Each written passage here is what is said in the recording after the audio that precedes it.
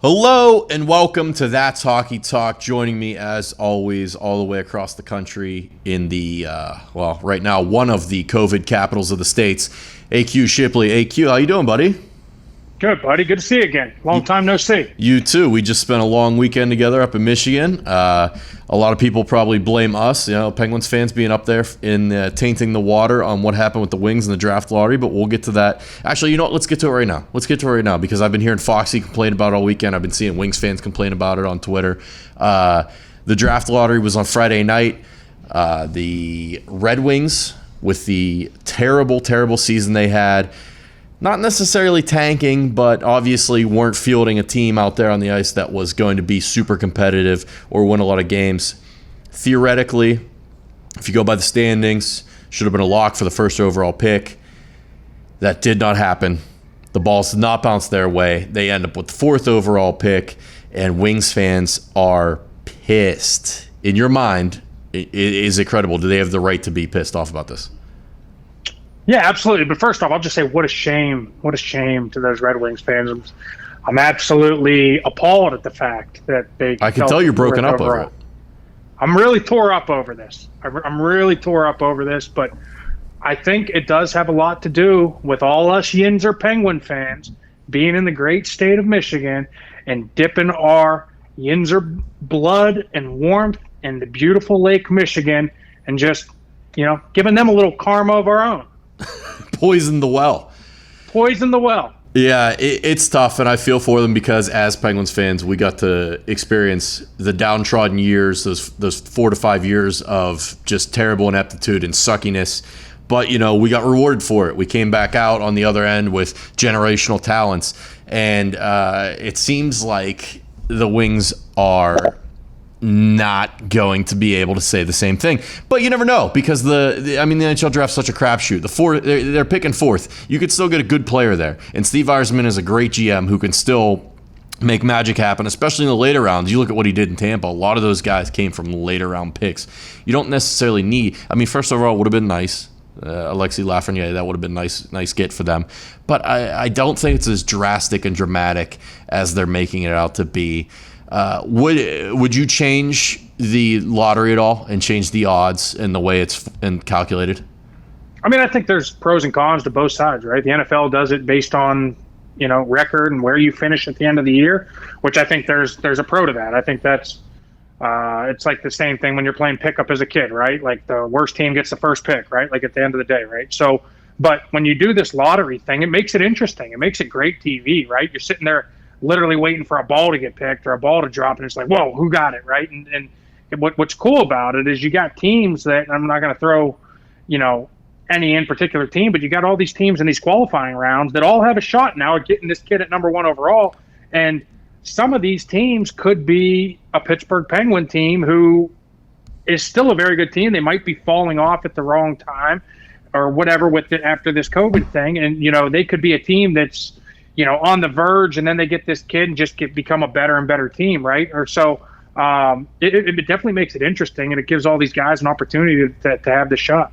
Yeah, you mentioned it. So the first overall pick will go to one of the teams that is eliminated from the play-in round for the COVID Cup, and the Penguins do have a possibility to be one of those teams taking on Montreal. This is where I have a problem with the way they did the lottery. Why didn't they just do those first 7 teams and just make it all between them? Because now you run the risk of, and don't get me wrong, I would love it, but you get a Pittsburgh Penguin team that potentially was going to finish 5th in the Eastern Conference during the regular season with a legitimate shot at the first overall pick. So that just doesn't sit right with me, and it wouldn't sit right with a lot of other people, I assume, across the league. It should have just been those first 7 teams because they were the one, the Ottawas, the LAs, and Detroit. They were the ones that had to suffer through that all year. They should get rewarded for being the diehard fans that they are and watching all that. But it has to hurt. It would gut someone, I assume, if a team like the Penguins or the Blackhawks or the Oilers, God forbid, again, end up with a number 1 overall pick. And it may very well happen. Speaking of the Oilers and Edmonton, on that front, we found out some news. Big Bobby Mack, basically the godfather of Canadian hockey media, Bob McKenzie, tweeted out that it sounds like all signs are indicating now that the hub cities for the rest of the playoff will be Edmonton and Toronto. and Vegas blew quite the lead in this thing. They were, from day one, pegged to be the favorite, the lock to be one of the hubs. And obviously with the recent uptick and spike in COVID cases there, I guess a major determining factor was a lot of the people that were testing positive were actually casino employees and hotel employees. So the NHL had to pull out, and now they're looking at Edmonton and Toronto, which seem to be in much better shape. Yeah, it's going to be interesting because, I mean, obviously, arguably the birthplace of hockey, right? Canada, and the fans there are incredible, and you got these Happy teams Canada that are Day, going by to the be way. in the playoffs. Happy Canada Day. I don't know if you know that today is Canada Day.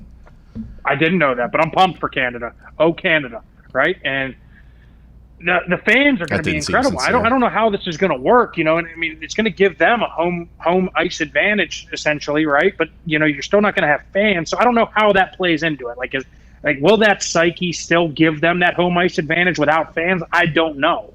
Yeah, I assume so. There's probably something to be said for being in Canada while playing, even if the fans aren't there. Obviously, Edmonton won't be playing in Edmonton. They're going to have to go to Toronto, and vice versa for Toronto. They're going to have to go to Edmonton, so there's no home ice advantage. The one thing I saw, and it would just be a real shot in the dick to the Leafs, is if someone ends up like the Bruins, probably not the Canadians, but the Bruins or the Lightning or some rival of the Leafs ends up hoisting the Stanley Cup in Toronto without Toronto even sniffing the finals or getting near that round or playing for it, because as we all know, the Leafs fans have suffered for almost 60 years now without a cup, and to watch another team raise it on your ice without even getting a chance to play for it on your own ice would be tough pill to swallow. So I assume it's good news and bad news for the Canadian fans. And a couple weeks ago, we talked about it, and I kind of gave Edmonton a hard time and bashed Edmonton a little bit. But that was just, that's what people are saying. That's what the players say when it comes to free agency. They don't always want to go there because it's cold and dark and gloomy. And Pittsburgh's the same way, and I love Pittsburgh, so I get it, hometown pride. But I think it could make a great host city. It seems like their bid has been well received, obviously, by the NHL. And it seems like they've got the facilities. And I know they were pumping this golf course too. It seems like they're that good Canadian hospitality to take care of the players and take care of the situation and put on a show for all of us, because that's what we're dying to see. We're just dying to see these guys get back on the ice one way or the other. There was a report from Eric Engels of Sportsnet on Twitter bouncing around. He had a nice little thread about it coming around that by a player he's talked to, by the player's estimation, that about 70 to 75% of the guys aren't really in love with the idea of getting back on the ice because they haven't been filled in on all the safety protocols. They're not sure about being away from their families for 3 months or however long it'll take. Just all the standard normal reasons you would have hesitations to go back in there. As a player yourself, if you were proposed this bubble scenario in this situation, what are your immediate hesitations? Like what's stopping you from going in there and giving it full bore? So I think you have to look at it in two different perspectives, right? You got the young guys, you got the old guys, right? I think the old guys are going to be heavily, like what Eric Engels put out there, heavily against it, right? You got, I got a second baby on the way coming literally tomorrow. So congrats. You sit, yeah, I appreciate that. So you sit there and you're like, okay, do I really want to be away from my 1 month old for 3 months with no contact and blah, blah, blah, blah, blah, right? So that's probably the older guys who have families, who are established, who, you got all that situation. But then you got the young guys who, unlike what everybody thinks in this world, there is a case of players in every league that don't make millions and millions and millions and millions of dollars, right? Especially in this league. Those guys are sitting here like, listen, I need that $500,000. In this case, it's a little different because now it's just a playoff pool, and they've really got their money for the year for the most part, right? So, but again, still to those guys, I don't know what the playoff share is in hockey, but let's just say it's an extra $200,000. That's huge for someone who's only making $500,000. So those guys are like itching to get back on the ice. So I think you have two different levels, and I think for the most part the league's comprised of heavily veteran-laden players on one side, but then you also have that younger influx. So I'm sure there's like a split balance there. And I think that's where the PA comes in, where you got to kind of make your case to these guys one way or another to bring the veteran guys and say, hey, listen, we need this. And then also bring the young guys to say, hey, listen, there needs to be some safety stuff before we get back. So there's got to be a happy middle ground, I think. Yeah, that was a very thorough, well put explanation, because you're right. Like, I look at this and I saw the report and I see that there's a silent majority, we'll call it, of guys that have hesitations about going. And I say that because no one's speaking out. No one's saying, hey, we don't want to go. You're not seeing it like there are NBA players that have come out and said, hey, I'm not going into the bubble in Orlando. This is why. And okay, you're opting out. That's fine. They might get a little criticism here and there, but none of the guys in the NHL are doing that. You saw Carey Price, I think, was one of the few to say, I'm not so sure about this. I need to see more information. Yeah, exactly.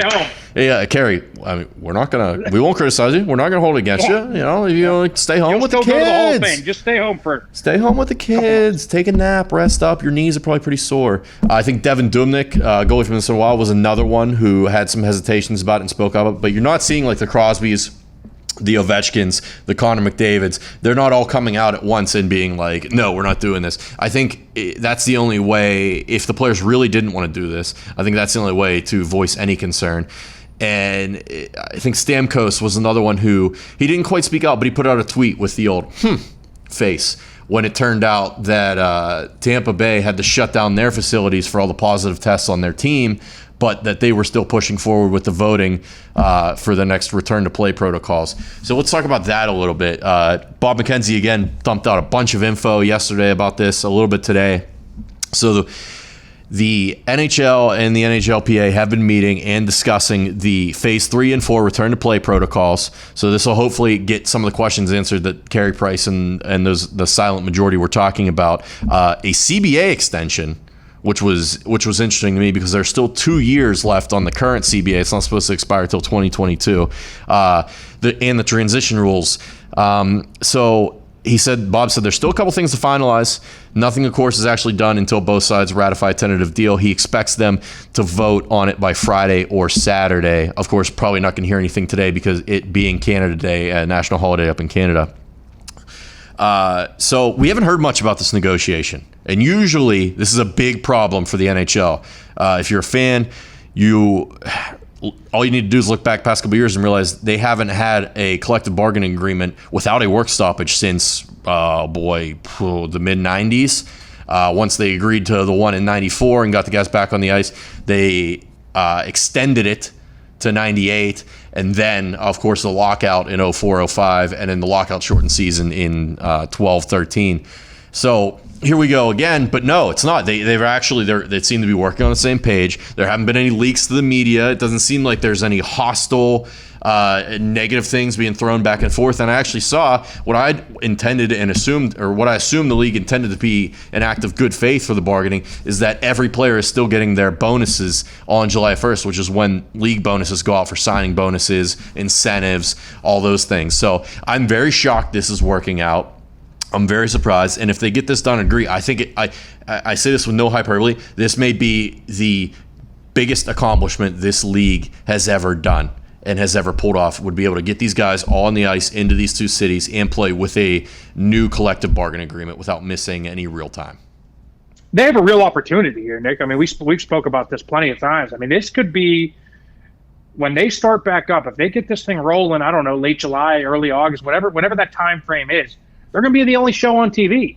I mean, at the end of the day, right? I mean, English Premier League's back on, but it's a couple days a week, right? But at the end of the day, we're in the playoffs, the heart when everybody is watching, right? Like everybody, if you don't watch regular season hockey, people usually tune in to watch playoffs. They want to see, game sevens. They want to see, Stanley Cups. They want to see everybody's going to watch this. And if they're the only show in town, this could be huge for the league. So for them to be able to do this, and typically, you see it in every negotiation amongst every major pro sport.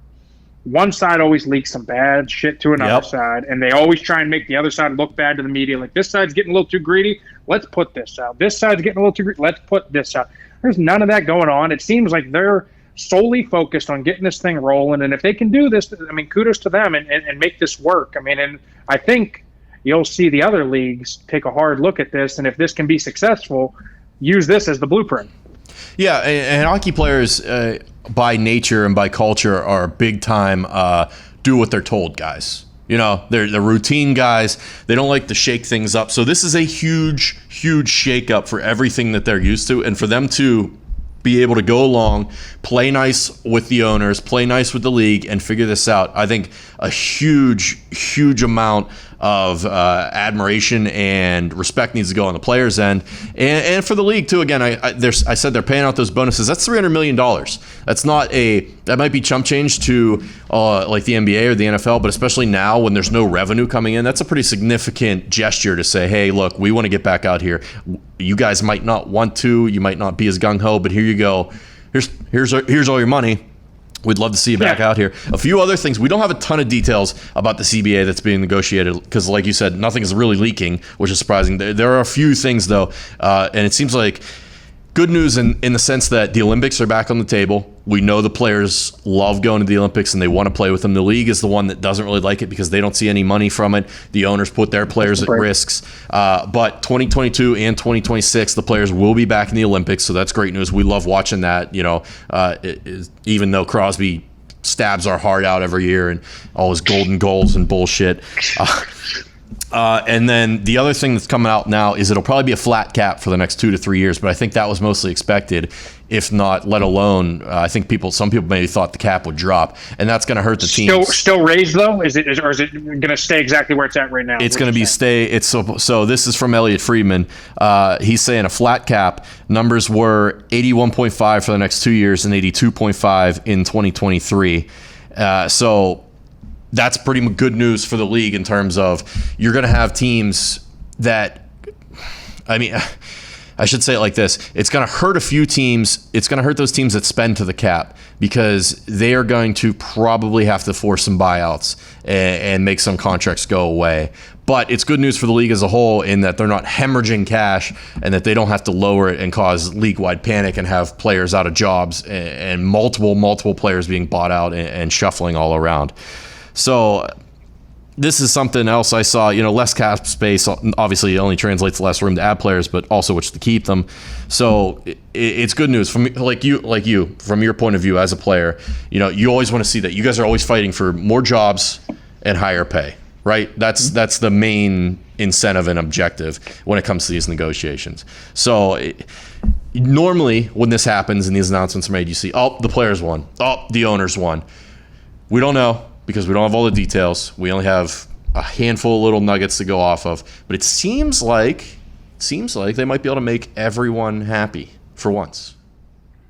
To a certain extent, right? At the end of the day, it's all relative. At the end of the day, there's always going to be. That's the only way negotiations work. The way negotiations work is in order for me to get something, I got to give something, right? So there's always that give and pull take. And at the end of the day, all you want to do is get, as an owner, the best deal for you, and as a player, the best deal for you. And you understand going into that you're going to have to give something to get something. So as long as they all stay, strict and firm on what is important to them, you have your 5 points and you don't move off those 5 points, you're okay giving up these 5 points. As long as you have these 5 points, then as the players, you feel like you won, and as the owners, it's like, okay, cool. We understand they're going to have their 5 points. We give them their 5, and as long as we hold firm on our 5, then we're good, and then we feel like we won the deal, right? So at the end of the day, it's a give and take, and if both sides can come to an agreement, that's exactly what happened. That's why I was curious, because it feels like the cap staying flat is kind of a big deal. So I'm interested to see who's conceding what and where it's going from there. One thing I did notice, and I thought I would see with the flat cap that I haven't, is like amnesty buyouts, where I don't know if you remember this, but a couple years ago when they did the lockout shortened season, agreed to the CBA, they had 2 buyouts per team that allowed them to do the extend multiple years onto the contract and pay them 2/3 salary each year, but it wouldn't count against the cap, which is a big thing in hockey. You can buy players out. Huge.